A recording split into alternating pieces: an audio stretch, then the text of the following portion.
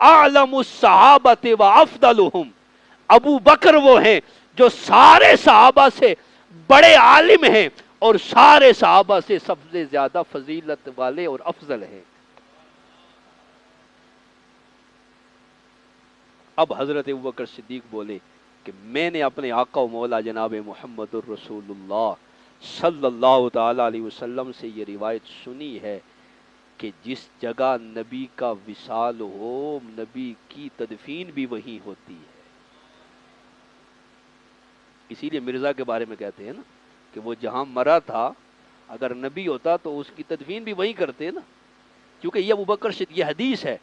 ابن ماجہ میں موجود ہے، دیگر کئی کتب میں موجود ہے کہ ابوبکر صدیق رضی اللہ تعالی عنہ نے فرمایا کہ میں نے اپنے آقا و مولا سے سنا کہ نبی جس جگہ انتقال فرماتا ہے اسی جگہ، چونکہ وہ سب سے زیادہ پاکیزہ جگہ ہوتی ہے جہاں اللہ اپنے نبی کو وفات عطا فرماتا ہے، لہذا مزار نبی بھی وہی بنا کرتا ہے۔ اب یہ روایت کسی کو نظر آئی؟ نہیں آئی۔ تو یہ باقیوں کے اجتہاد تھے، آراء تھی،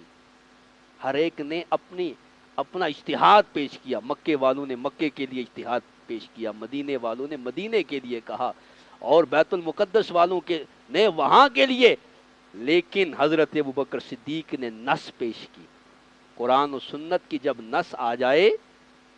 روایت یا آیت آ جائے، تو وہاں اپنا اجتہاد اور اپنی رائے کو چھوڑنا لازم ہے۔ قرآن و سنت کے مقابل اپنی رائے نہیں پیش کر سکتے۔ تو اس لیے آج جو ہم مزار اقدس پہ حاضر ہوتے ہیں،